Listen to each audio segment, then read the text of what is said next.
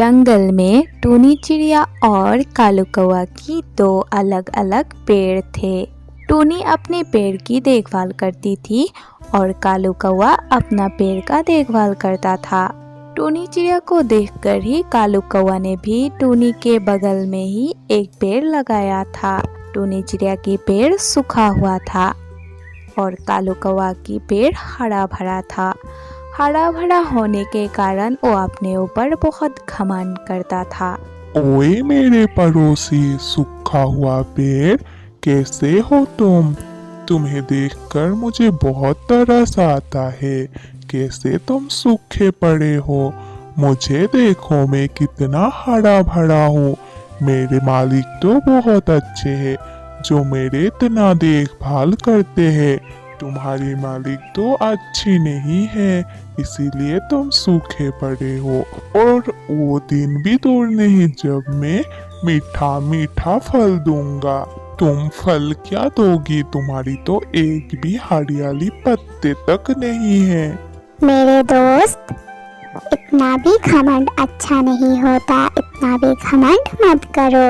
एक समय था जब मैं भी तुम्हारे जैसे हरा भरा हुआ करता था। मेरी मालकिन बहुत अच्छी है, वो तो मेरी बहुत अच्छा ख्याल रखती है। और हाँ, आज मेरा जो हालत है उसका जिम्मेदार सिर्फ और सिर्फ तुम्हारे मालिक है। तुम्हारे मालिक के वजह से आज मेरा ये हालत हुआ है। और हाँ, मैं इसीलिए चुप हूँ ताकि मेरे साथ कुछ गलत ना हो जाए। मैं चाहता तो कब की बोल सकता था अपनी मालकिन को कि तुम्हारे मालिक कालू कौआ ने मेरे साथ कितना गलत किया, फिर भी मैंने सब सह लिया। कुदरत ने चाहा तो मैं फिर से हरा भरा हो जाऊंगा और तुम देखना, मैं फल भी दूंगा। क्या तुम फल दोगे?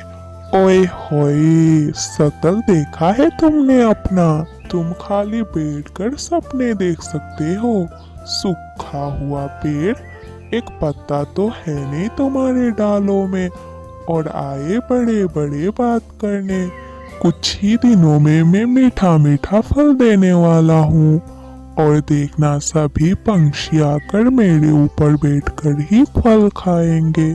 कालू का पेड़ टूनी की पेड़ से ऐसे बोल ही रहा था, तभी टूनी और कालू वहाँ पर आ जाते हैं और अपने अपने पेड़ पर बैठ जाते हैं।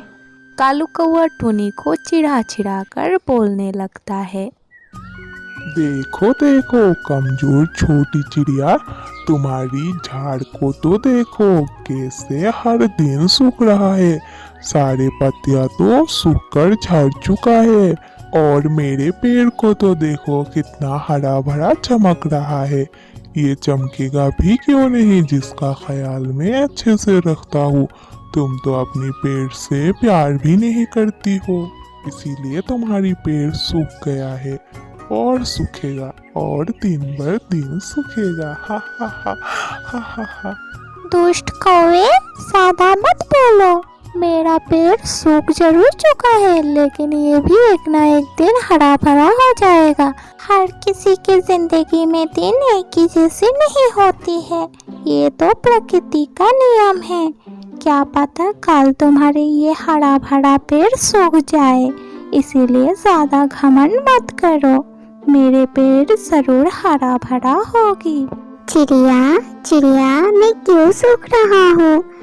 ये कालू कौआ की पेड़ मुझे हर रोज चिढ़ाता रहता है। सूखा पेड़, सूखा पेड़। मुझे बहुत तकलीफ होता है। चिड़िया, तुम मेरे लिए कुछ करती क्यों नहीं?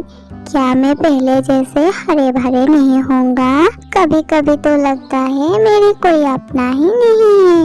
मेरे प्यारे पेड़, तुम दुखी मत हो, मैं तुम्हारे लिए जरूर कुछ करूँगी।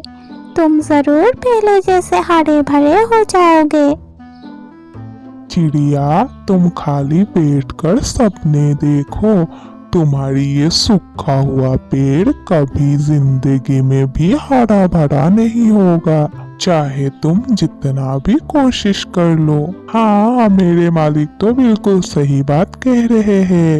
ये सूखा हुआ पेड़ कभी जिंदगी में भी सही नहीं हो पाएगा, क्योंकि तुम्हारे मालिक जो अच्छे नहीं है।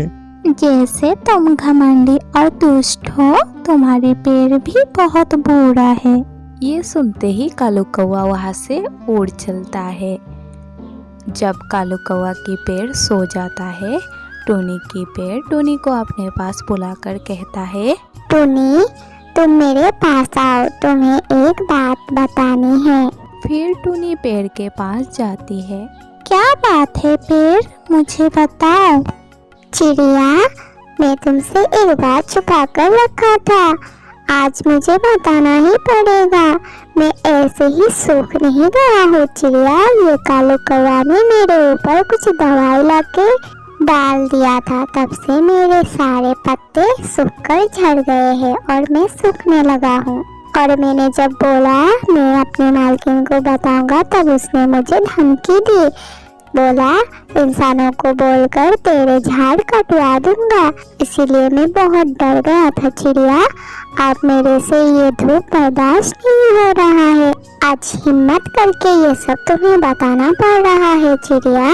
इतने दिनों से तुम चुप क्यों थे पेड़? अगर तुम मुझे पहले बता देते तो हर रोज इस कड़ी धूप में तुम्हें सूखना नहीं पड़ता था और अब तक तुम हरे भरे भी हो चुके होते थे। इस कालू कौवे को तो मैं बाद में देख लूंगी, अभी जाकर मैं कबूतर भैया से तुम्हारे लिए दवाई लाती हूँ। तभी टोनी उड़कर कबूतर की फार्मेसी पर जाती है और जाके सारी बात खुलकर बोलती है। तभी कबूतर टोनी को एक पेड़ सूखने का दवा और एक हरे भरे होने वाला दवा देता है। तभी टोनी वापस से अपने पेड़ के पास आ जाती है। मेरे प्यारे पेड़, ये देखो मैंने कबूतर भैया से दवाई ले आई हूँ, मैं ये तुम्हारे ऊपर डाल दूंगी, तुम जल्दी ही ठीक हो जाओगे। फिर टोनी अपने पेड़ के ऊपर दवाई डालती है और कालू कौवा की पेड़ भी सो रहा था। वो धीरे से कालू कौवा की पेड़ के पास जाती है और सूखने वाला दवाई डाल के वहाँ से चली जाती है। अगले ही सुबह कालू कौवा और टोनी दोनों अपने अपने पेड़ के पास आते हैं। कालू कौवा अपने पेड़ को देखकर चौंक जाता है और टोनी को कहता है, चिड़िया, मेरा पेड़ अचानक से सूख कैसे गया? कल तक तो तुम्हारे सामने ये हरियाली ही था, जरूर तुमने कुछ किया होगा। सच सच बताओ चिड़िया, तुमने मेरे पेड़ के साथ क्या किया और तुम्हारी पेड़ अचानक से इतना हरा भरा कैसे और फल भी लगा हुआ है? मैंने कुछ नहीं किया कालू, तुम और तुम्हारी पेड़ बहुत ज्यादा घमंडी थे, इसीलिए तुम्हें तुम्हारी किए का सजा मिला। ऐसा कहकर टोनी चिड़िया वहाँ से चली जाती है। कालू को भी अपनी गलती का एहसास हो जाता है।